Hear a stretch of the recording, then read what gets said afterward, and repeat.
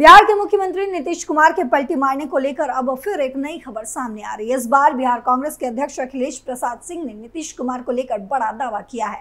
उन्होंने कहा कि मुख्यमंत्री नीतीश कुमार का बार बार ये कहना कि वे राजग के साथ है, इस बात का संकेत है कि वे एक बार फिर कहीं जाने वाले हैं। अखिलेश प्रसाद सिंह ने बिहार प्रदेश कांग्रेस मुख्यालय सदाकत आश्रम में एक संवाददाता सम्मेलन को संबोधित करते हुए ये बड़ी बातें कही। अखिलेश प्रसाद सिंह का ध्यान एक दिन पहले जमुई में आयोजित एक समारोह में प्रधानमंत्री नरेंद्र मोदी की मौजूदगी में दिए गए नीतीश कुमार के भाषण की ओर दिलाया गया। तो उन्होंने ये बातें कही हैं। तो क्या कुछ चल रहा है बिहार की राजनीति में, बताएंगे आपको अपने स्पेशल स्टोरी में। नमस्कार, आप देख रहे हैं कैपिटल टीवी बिहार में, हूं आपके साथ पल्लवी सिंह। स्पष्टीकरण दे रहे हैं नीतीश कुमार ने महागठबंधन के साथ जाने को अपनी एक गलती करार दिया था और कहा था कि वे अब कभी उसे नहीं दोहराना चाहते। कांग्रेस नेता ने कहा, हमारा अनुमान है कि इस साल जनवरी में राष्ट्रीय जनतांत्रिक गठबंधन यानी कि राजग में वापसी के बाद से ये 14वीं बार है जब नीतीश कुमार ने इस आशय का बयान दिया। उन्होंने कहा, किसी को 1, 2 या 3 बार स्पष्टीकरण देने की जरूरत पड़ी है, लेकिन जब आप ऐसा 14 बार करते हैं तो ये केवल संदेह को ही जन्म देता है। ऐसा लगता है कि नीतीश जी फिर कहीं जाने वाले हैं। मुझे नहीं पता कि वे हमारे साथ आएंगे या नहीं। ये पूछे जाने पर कि क्या वे यानी कि नीतीश कुमार के महागठबंधन में वापस आने की संभावना की ओर इशारा कर रहे हैं, तो इस पर सिंह ने रहस्यमयी ढंग से टिप्पणी करते हुए कहा कि मुझे नहीं पता कि वे हमारे साथ आएंगे या फिर नहीं, लेकिन वे निश्चित रूप से कहीं जा रहे हैं। पूर्व केंद्रीय मंत्री ने प्रधानमंत्री के बिहार के एक सप्ताह में 2 दौरे पर भी आपत्ति जताई। प्रदेश कांग्रेस अध्यक्ष ने कहा कि प्रधानमंत्री का दरभंगा दौरा उस दिन हुआ जब झारखंड में वोट डाले जा रहे थे। दरभंगा में उनके भाषण का सीधा प्रसारण किया जा रहा था, जहां उन्होंने अखिल भारतीय आयुर्विज्ञान संस्थान यानी कि एम्स की आधारशिला रखी थी, जबकि पिछले साल उन्होंने झूठा दावा किया था कि अस्पताल पहले ही स्थापित हो चुका है।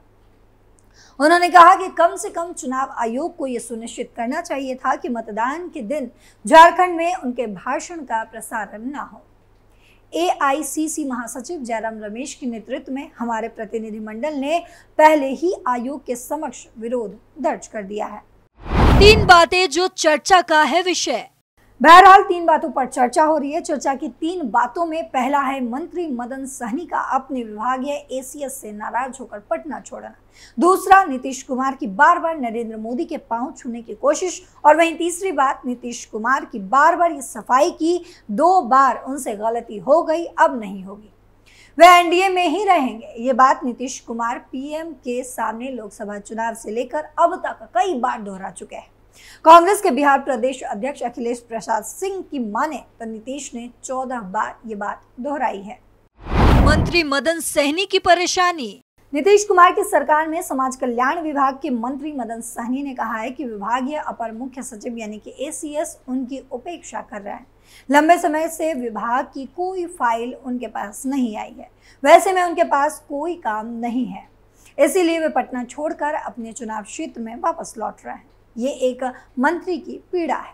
ठीक ऐसी ही पीड़ा से महागठबंधन सरकार में आरजेडी कोटे के मंत्री चंद्रशेखर को रूबरू होना पड़ा था।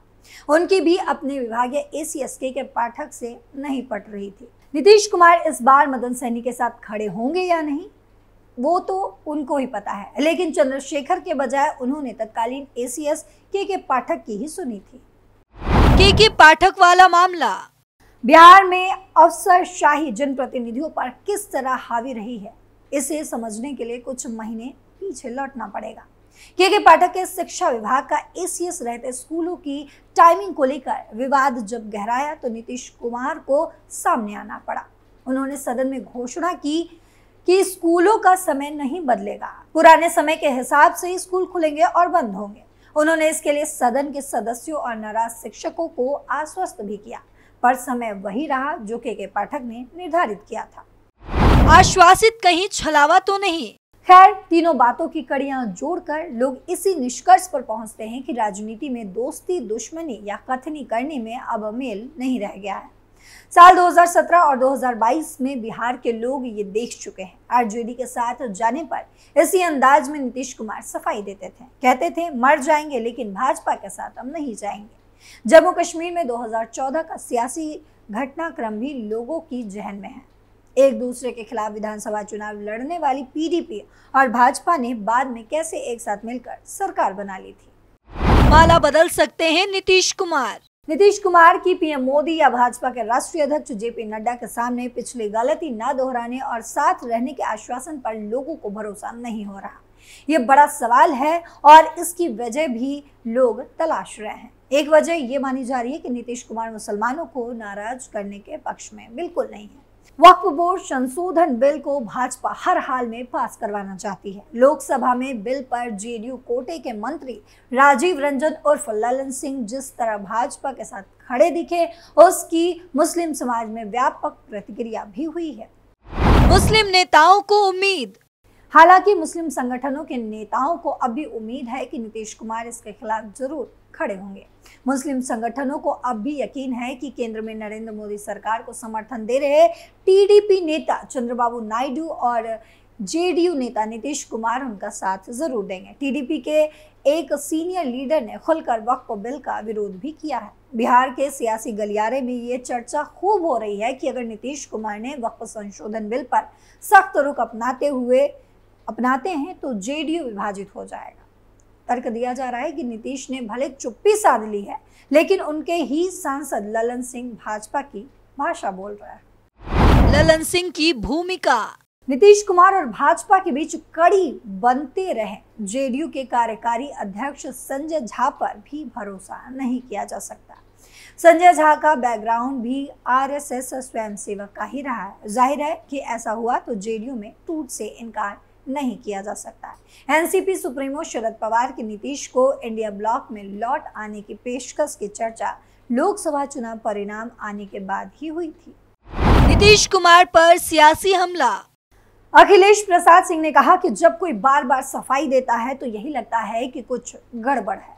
उन्होंने कहा कि वो हमारे साथ आएंगे, किसके साथ जाएंगे ये अलग बात, लेकिन बार बार की सफाई बताती है कि वे फिर कहीं जाने वाले हैं। अखिलेश प्रसाद सिंह ने नीतीश कुमार पर हमला करते हुए कहा कि बिहार के कुछ अधिकारी ही सरकार को चला रहे हैं। मंत्री तक को अधिकारी फाइल नहीं भेजते हैं, न देते हैं। अखिलेश प्रसाद सिंह ने इस दौरान समाज कल्याण मंत्री मदन सहनी का उदाहरण भी दिया। उन्होंने कहा कि मंत्री इसी कारण से दरभंगा से काम करते हैं, पटना में नहीं आते। मोदी पर बरसे अखिलेश। अखिलेश प्रसाद सिंह ने कहा कि बिहार में सरकार कैसे चल रही है आप इससे अंदाजा लगा सकते हैं। बिहार सरकार को नीतीश कुमार नहीं चला रहे हैं, बीजेपी नहीं चला रही है। बिहार सरकार भगवान भरोसे चल रही है। बिहार प्रदेश कांग्रेस कार्यालय में शनिवार को आयोजित प्रेस कॉन्फ्रेंस में अखिलेश प्रसाद सिंह ने ये बड़ी बातें कही हैं। बिहार में गरीबी की वजह से लोग आत्महत्या करने को मजबूर हैं। उन्होंने कहा कि पीएम मोदी 3 दिनों के भीतर 2 बार बिहार दौरे पर आए हैं। बिहार के लोगों को लगा कि शायद 2014 में बिहार के लिए किए गए 1,20,000 करोड़ के स्पेशल पैकेज के बारे में कुछ जरूर कहेंगे। अखिलेश का गंभीर आरोप।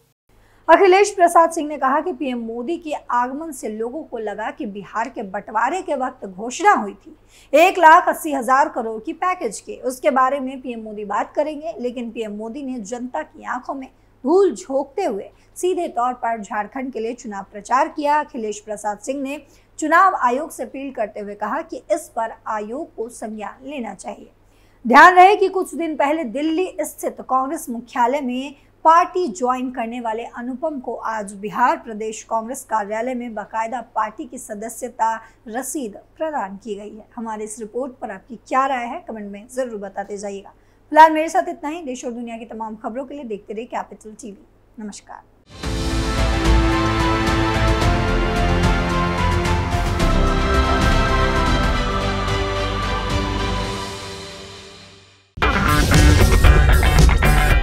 अगर आपको हमारा वीडियो पसंद आया हो तो इसे लाइक करें, हमारे चैनल को सब्सक्राइब करें और हाँ, बेल आइकन दबाना ना भूलें ताकि आप तक हमारे वीडियो की नोटिफिकेशन पहुंचती रहे।